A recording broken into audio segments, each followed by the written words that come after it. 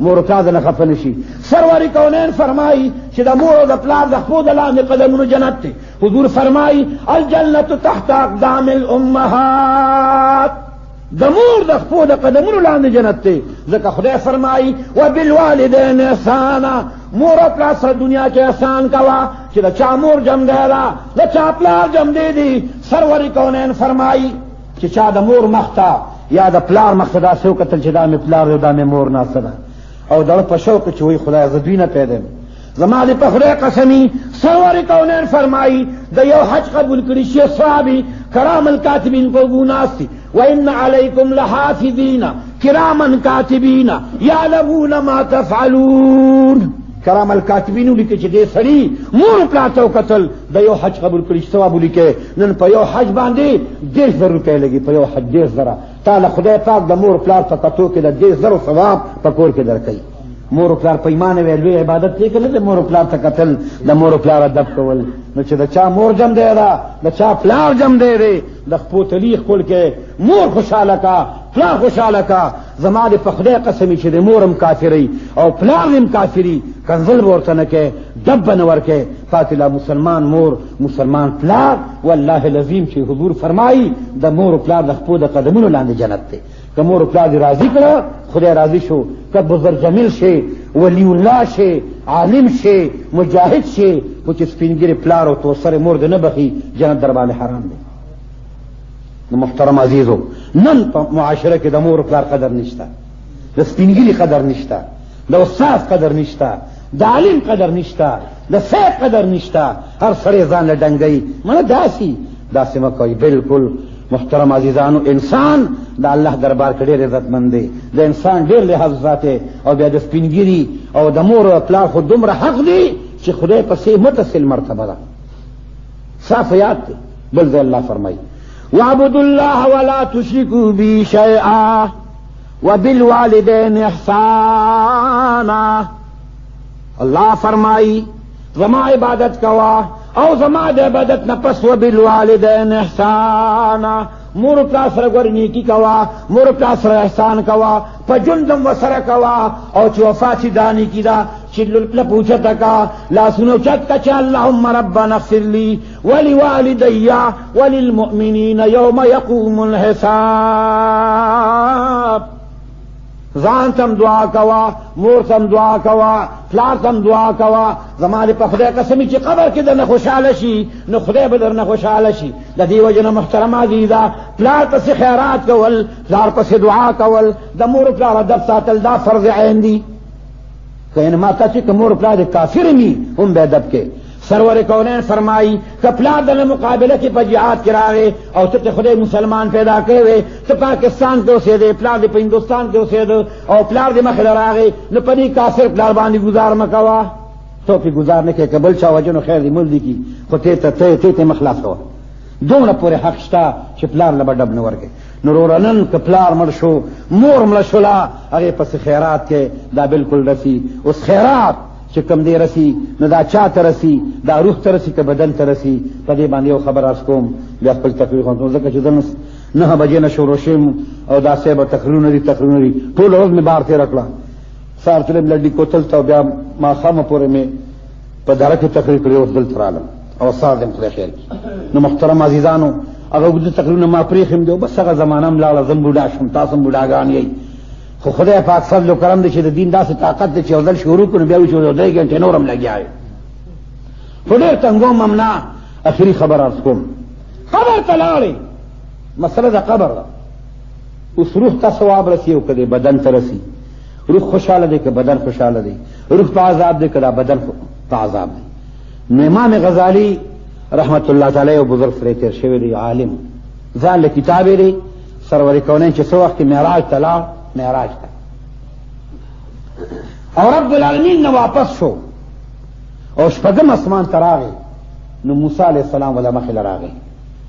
موسی علیہ السلام د 3 درجې پیغمبر دی پیغمبرانو وی خوږه پیغمبر او تپوس درنه کوم وی وایه څه وی تا دا سویلی چې علماء امتی کا انبیاء بنی اسرائیل زما د امت عالمان با دا بنی اسرائیل د پیغمبرانو په شان دي بیا ما ویلي خو ما په دې پیکه چې تا د خپل امت عالمین سره برابر کړ. وی چې بس خدای کړی نو څوک وی خما پدې پوي کوي خډيره خلا. نو د امام غزالی روح ته رسول الله आवाज وکړ، امتثالی شکل سره راغی، لکه څنګه چې بیت المقدس کې سرور کونین امامتی کولا، نو پیغمبران خو ټول وفاتو، لیکن امتثالی شکل سره ټول پیغمبران بیت المقدس ته راغلو. دا صحیح مسله ده. یو لک صحیح پیغمبران ته بیت المقدس کې مون رسول الله کړی د معراج شریف شپه. امام غزالی روح چراغه موسی علیہ السلام ته حضور فرمایي چې دا زما د امت عالم دې تپوس ته کوا. نو موسی علیہ السلام وته چې ما اسمه کا آپ کا کیا نام ہے؟ نو تی اسمی فلان بن فلان بن فلان بن فلان بن فلان، یو شپږ نمونه وته واغشتل. نو موسی علیہ السلام وته چې یاله کا ما خوستانه دا نوم تپوس کو، نو پاتانه د پلار تپوس نو کړي، د نکمه نو کړي، د خور نکمه نو کړي، دا دومره وګدولې لاړې. نو امام غزالی روح وته وی چې موسی علیہ السلام وی ها وته چې د الله راز تلاړې او په کوی تور کې پیغمبري در کولا، نو تا ته خدای پاک ویلو کله چې ما تلک بیمینک یا موسی، و موسی علیہ السلام استا پلاس کی سری، نو تا وته سوئی قال هي عصاي اتوكل عليها واشب على غنمي ولي فيها مآرب اخرى. دا زمام سادا زپی تکیا لگاو ما زپی گڑو دا پانی سنڈما دیکھ دا مانور فیدی دی چھ باران شن پسر سمچت رہ دا چھ سو وقت نار شن پزمک اخا کم میوادارو نشی چھ بیا لاس کم بیام ساشی چھ سو وقت دود کے گما امسا پزمکو غرزو ما خلواز کی او دا گڑو سو کے دو تخوبونکو ما چھ بیا وطلاس کم بیام ساشی چھ سو وقت زما گڑ نارشی نو گٹل را اخلاصکم نو بتر روانشی ولی فیها معارب اخرى او پدی کی زما ډیر فیدی دی. نو ته چې د خدای راز سلاړي نو تا ته خدای چې ما تلک بیمینک یا موسی ستا پلاس کې سړي موسی علیہ السلام، نو تا ته چې هاذا عصای دا زما امسا ده، نو خو بس ولته بچپ وکنه، نو تا پسې دا ولې چې توکل علیها زه په تکیا لګوما او زه په ګړو ته باندې سنډما دې کې زما نور فیدی دي، تا د وګ تقریر ولې کو. موسی علیہ السلام چې خدای باندې وګ تقریر مې زکه کو چې ما خدای سره خبرې وګدولې، وې تا خدای سره خبرې وګدولې او ما تا سره خبرې وګدولې، ځکه مې تا ته چې زما د پلار نامه پلان کېدا، داغه نامه پلان کې او داغه پلان کېدا، مې چې تاسو لږه خبرې وکړم. وې بس زمانه بالکل چې تا ټیک ویلې دي چې زما د امت عالمان با د انبیا او د بنی اسرائیل په شان دي. امام غزالی دومره ډېر سړی دی امام غزالی صاحب، او وایي چې روح ته ثواب او عذاب د بدن ته بس غیر خبره. وناغه مثال پیش کوي، وایي یو طرف ته سړی روند دی او بل طرف ته سړی په سترګو روغ دی خو په خپو شل دی. نو دا معذور ته وایي دی روغ ته چیرو رزموږي موتموږي ست په خپو شلې زه په سترګو معذور یم. نو دا روغ وته چې تر لنشا پیږي سه زبستا په شا سور شمه، نو بس دغلته د ګلشاد یو باغ دی کندرو کې بسل ته ولاړ شو او بس سبا می ورا شو کې ازبم خرم تر بهم خوري بس فی سه بیروغ انتظام چاغان کول ور سور شپه افه سه پیدا سه پام کو لخته دي پام کو مولا دی خطو شته دی خطو شته او ټوب بس باغ ته ورسو چې ورسو دیوتی دیونه ته ملان کا نافی سه بیروغ انتظام شنو بس دی غزا نه را شو کې مالټي سنتري کینوان په خپلم خو دلم خلک ور کوي افه سه بمور شپ د لپاسه په باغ مالک راغی او سزا بچاله ور کوي. افجی سے برا گرے کہ داروغ برا گرے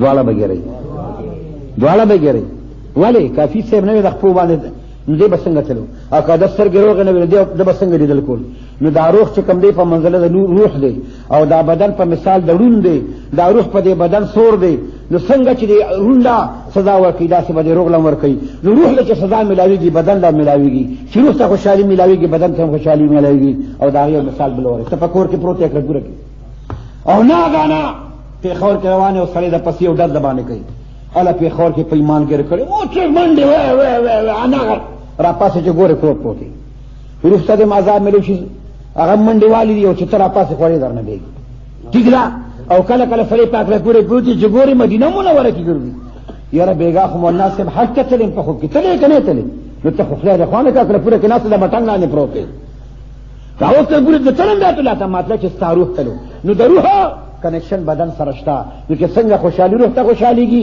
داسې بدن ته، څنګه چې روح ته عذاب دی داسې بدن ته عذاب دی. نو عذاب القبر حق، عذاب قبر حق دی. د دې قبر دپاره تیاری وکړئ، د قبر دپاره تیاری دا د محترم عزیزانو چې د خدای صحیح بندګي اختیار کوي، دروغ مه وایئ، دوکه مه کوئ، دا دمتوبونه پرېږدئ، د الله قانون ته متوجه شئ. کوشش دا وکړئ چې خدا او پیغمبر سویلی او په ځان نافذ او جاری کوي. انشاءالله قبر م ښایسته شي، آخرت به م ښایسته شي.